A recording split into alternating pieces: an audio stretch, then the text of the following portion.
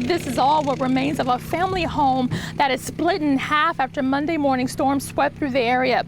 I'm Paris Flanagan reporting here in Acadia Parish, and I spoke to the family who says they've been calling this place home for 60+ years. You have to know my mother-in-law. She really loved her house. Elizabeth Broom loved this home just as much, having celebrated some of life's memorable moments while living here. I used to live there when I first got married. Now she stares at the damage that speaks for itself. Snapped trees, smashed cars paint the scene. Broom's husband, family, and friends all came out to help clean up the mess.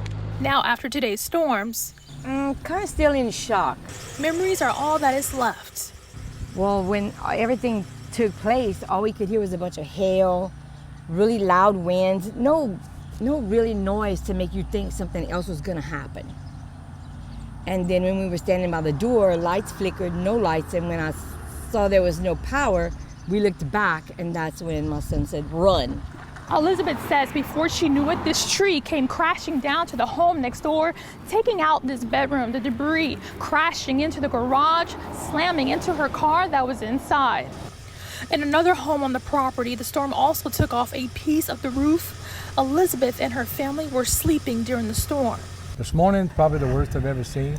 Elizabeth's cousin Leroy This window right here, this is the bedroom.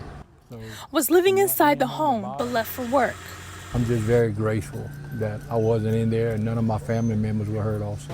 And to make matters worse, not one but two trees fell onto their property. And radar was indicating wind speeds at the lowest scan, potentially up to 90 to 100 miles per hour. So it was a very intense line of thunderstorms. It's bad, and it could be worse, but it's just life. You pick up and you go on and you do what you have to do. The good news is that no one was hurt on this property, and Elizabeth tells me that her and her family plans to rebuild their family home. Reporting here in Acadia Parish, I'm Paris Flanagan, KATC TV3.